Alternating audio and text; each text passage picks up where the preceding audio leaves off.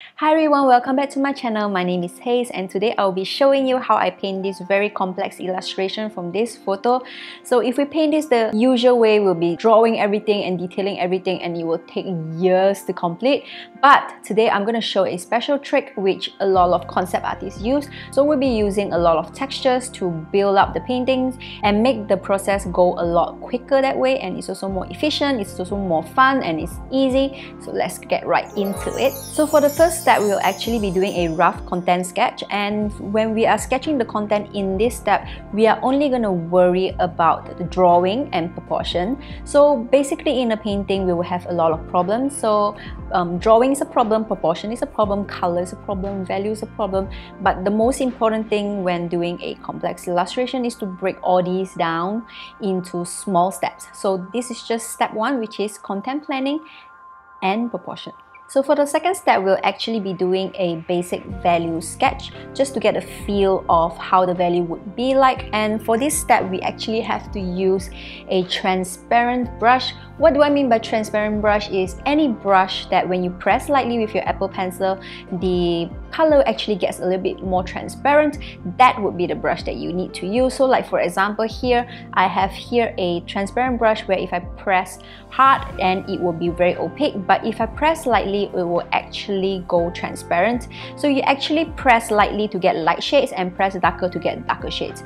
And if you are looking for highlights, you can actually just erase them and smudge it out. So this way we are only going to do the value sketch using one color and using that to get a spectrum of all the values without using white or black. But before we continue, I would like to give a shout out to today's sponsor. They are Pen.tips. They've been so kind and sent me this new bundle. So this is the silicone pen tip for the Apple Pencil, and it provides more grip when you slide your Apple Pencil and draw with it in Procreate. And they've also sent me the Apple Pencil grip, which when you slide it over your Apple Pencil, it provides a cushiony, soft silicone grip where you can grip and your pencils become chunky and feels more like a traditional pencil. So they've been so nice, they actually sent me this glove. And this glove is actually a glove dedicated to artists like us who paints on the iPad regularly. So it will prevent any smudges or any sweat getting onto the screen itself. And this has been godsend. I was so excited when this came because I really wanted it to work because my hands sweats a lot. So you will see me use their products midway into this video because that's when I received the product, like halfway into the painting itself. So if you're interested, go check them out at Pen.tips.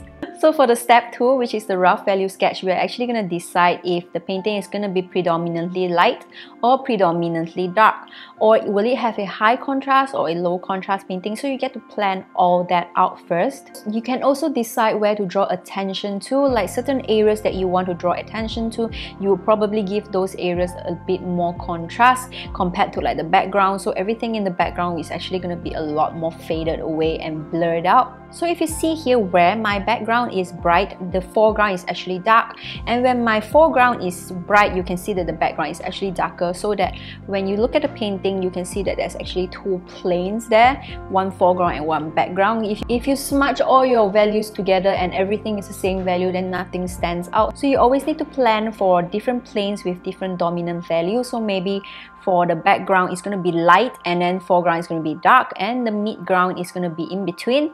So you can flip that around as well if you want. So once the value sketch is done, it's time for step 3, which is planning for the colors. So for planning of the colors, I'll actually create my own color palette this way. You can watch these videos if you like to learn more about colors, where I show in detail how I create all my palettes and how you can create your own palette as well.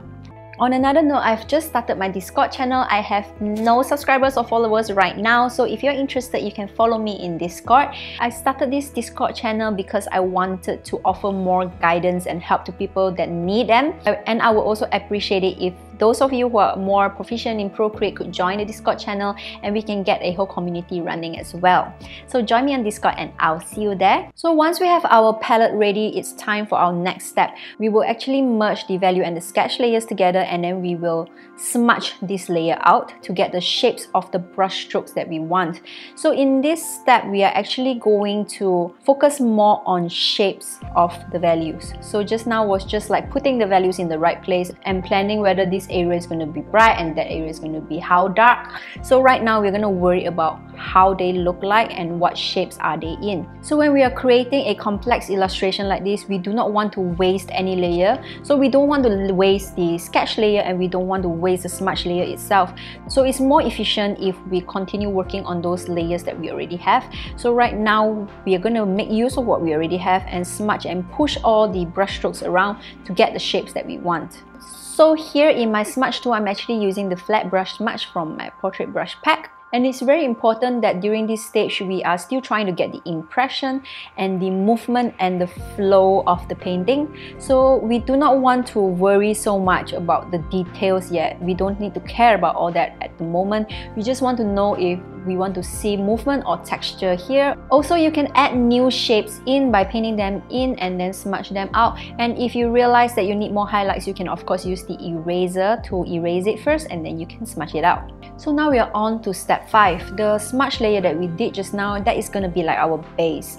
So we're going to create a couple more layers on top and we will actually put in our shapes in to all these layers. So all these layers should be separated into zones. So when I talk about zones, you don't really have to think like eyes, nose, lips, not like that, but you can actually group them however you want. Maybe you want to group them by color or by subject matter or by how they stack above each other. So for me, I am grouping them based on subject matter, which is the hair, the headpiece, the owl, the skin, and the fabric. For example, anything in the blue zone is going to be in the owl layer itself. So make sure you keep your layers organized that way, and when you're painting in that zone, make sure you're in the correct layer first. This will make your life a lot easier later when you're changing colors and applying colors, trust me. So there are some few tips for you in this stage. So when you're doing a complex illustration, you will want to see everything as shapes. So you want to make sure that you do not see subject matter and details, just see shapes. And if you have trouble doing so, just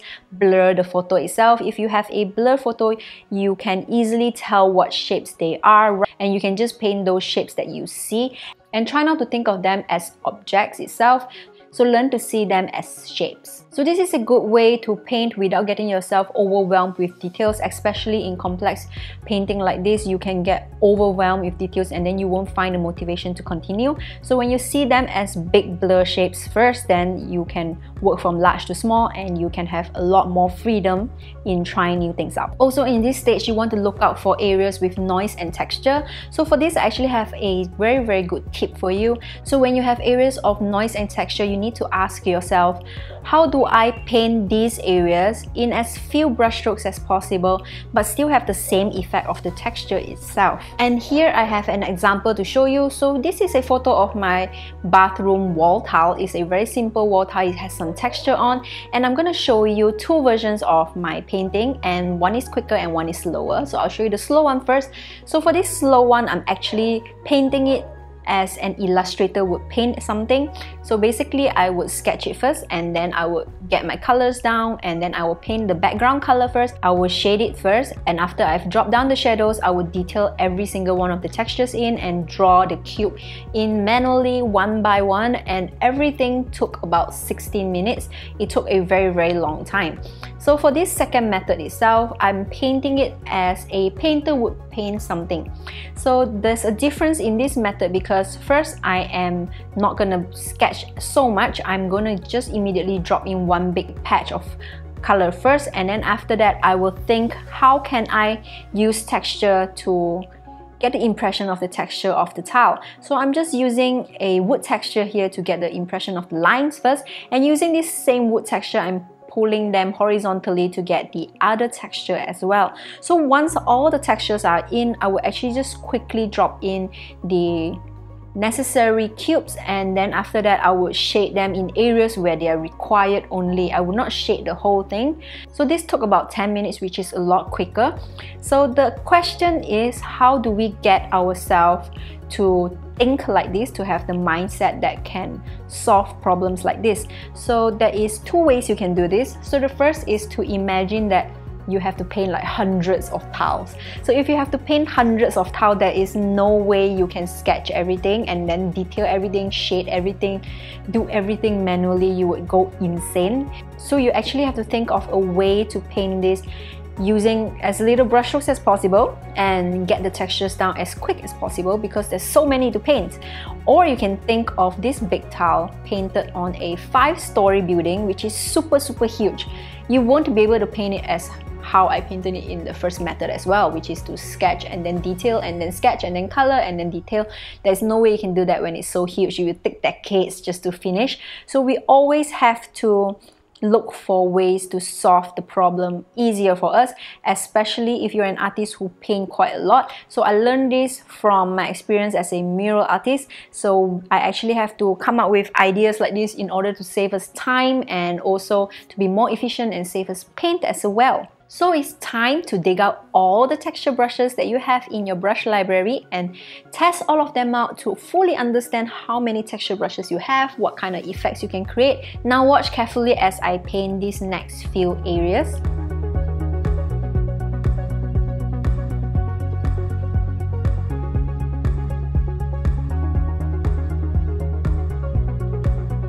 So this is the before and after of what happened in this latest step.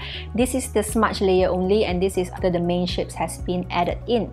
You can see right now that the painting is almost finished, like 70%. So the beauty of this technique is that you can stop at any time and it will still look presentable as if it's a final product itself. Now we will want to get the main zone shapes in. So just now we've already separated into the owl layer, the fabric layer, the hair layer, and the headpiece layer. Now we want to create the main zone shapes for each of them. So for the owl, you can create the silhouette of the owl itself, but do not outline them and then fill the color in like that. That will lose the essence of the painting. You want to keep the movement itself and the identity of the impression. So maybe you can use a textured brush instead, and after I'm done, it will look like this. So now we have 3 sets of layer, which is the initial smudge layer and also the shapes layer where we have the details for all the zones itself, and we have our main zone shapes. So we will want to arrange everything according to how they stack itself. So we want our main zone shapes to be right at the bottom, and then our shapes layer right at the top with this smudge layer in between. So everything inside the group should also be stacked according to how they would place.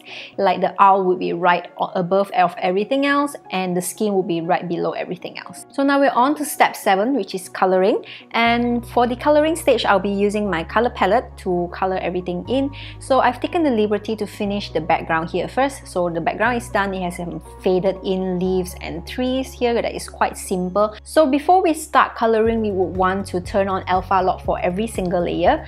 Then we would want to color from bottom to top. So now we can start with the main zone shapes.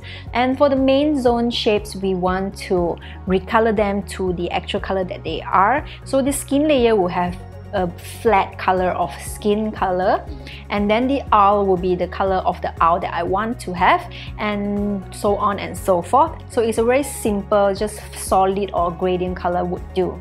So the next thing we want to do is to color the smudge layer. You can turn off all the layers above them first if it makes your life easier. So to recolor all these layers that already have details in them, make sure alpha lock is on, and make sure that you're using my brush change color only. Use that brush, and using this brush you would be able to recolor the painting without disturbing the values that you already have. So when you're recoloring this layer, sometimes you will come across an instance whereby your layer isn't dark enough. So if it's not dark enough, you can just set the layer to multiply mode.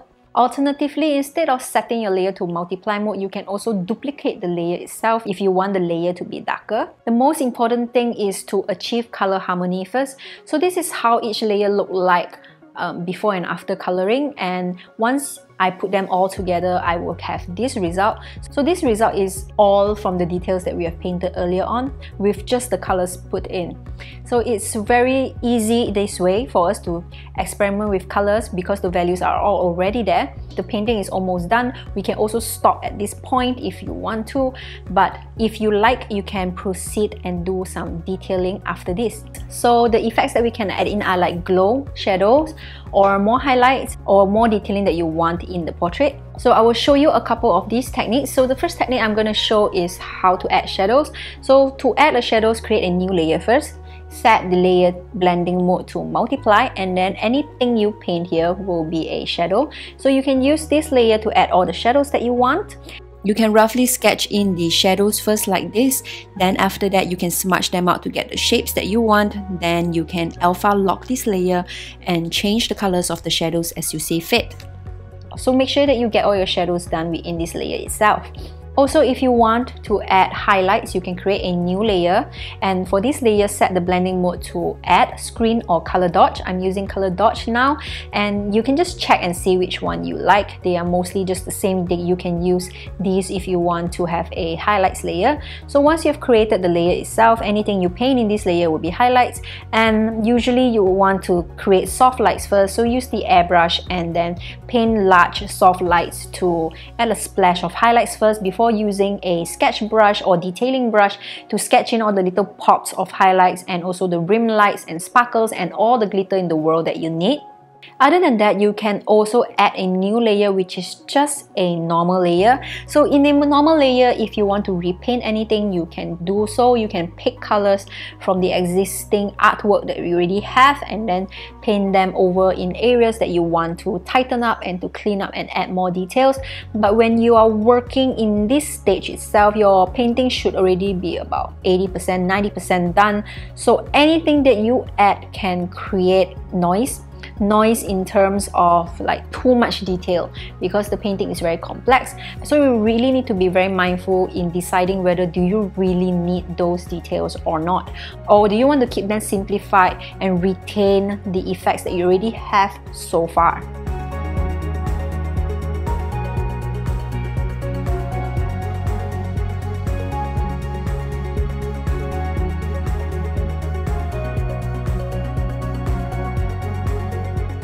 And don't forget that in this layer itself, you can also add the leftover textures that you want to add, and also any atmospheric effects that you want to add. I'm adding a lot of leaves, tiny sparkles as well to the atmosphere, something that will tie in the whole painting.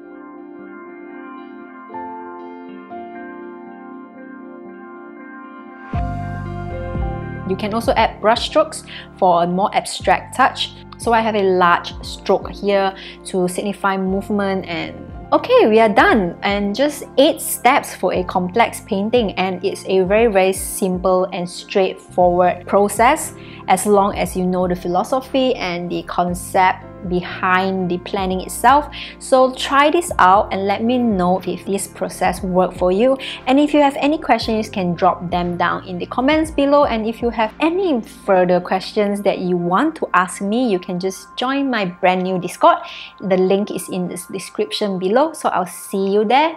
And don't forget to check out Pen.tips. And thank you so much for watching all the way to the end. Don't forget to comment, like, and subscribe. Bye!